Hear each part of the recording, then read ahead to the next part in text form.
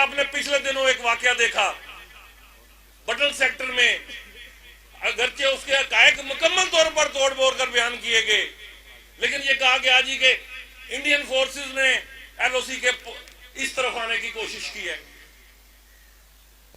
تو پھر وہ علاقہ جو ہمارے نیشنلسٹ دوست جس کو اپنا گڑھ کہتے ہیں، ان سب کی دوڑیں کہاں لگیں پاکستانی فوج کی چیک پوسٹوں پہ کہ آئیں، فوراً آئیں اور ہمارے تحفظ کے لیے آپ فوری اقدامات اٹھائیں.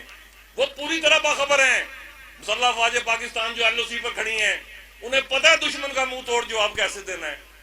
لیکن جب آپ یہ کرتے ہیں اور ساتھ ہی یہ کہتے ہیں کہ جی یہ افواج بھی چلی جائیں، تو پھر آپ کیا کہنا چاہتے ہیں؟ یہ کون سی کشمیر کی خدمت ہے؟ یہ کون سی طریقے آزادی کشمیر کا تحفظ ہے؟ ہندتوا کے کسی ایسے فلسفے کو بیس کیمپ کی عوام انشاءاللہ مکمل طاقت کے ساتھ مسترد کرتی ہے. ہم نے اپنے زور بازو پر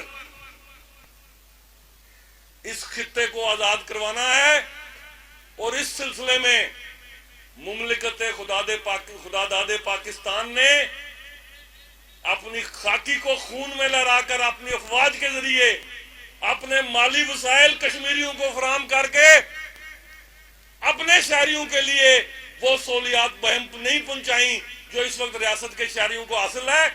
ہم ان کے لیے اجتماعی طور پر ریاست پاکستان کے عوام کا شکریہ ادا کرتے ہیں.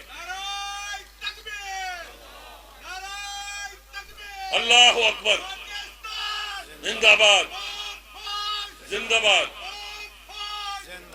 میں صرف یہ کہنا چاہوں گا، اپنے اپنے نظریات پر قائم رہیے. سیاسی حکومتیں جبر کی بنیاد پر نظریات کی تبدیلی نہیں چاہتی.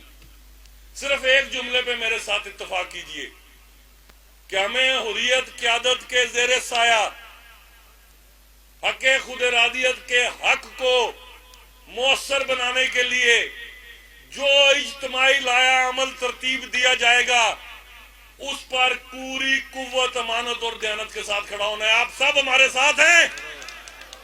بس اس جملے کے ساتھ میں آپ سے اجازت چاہوں گا.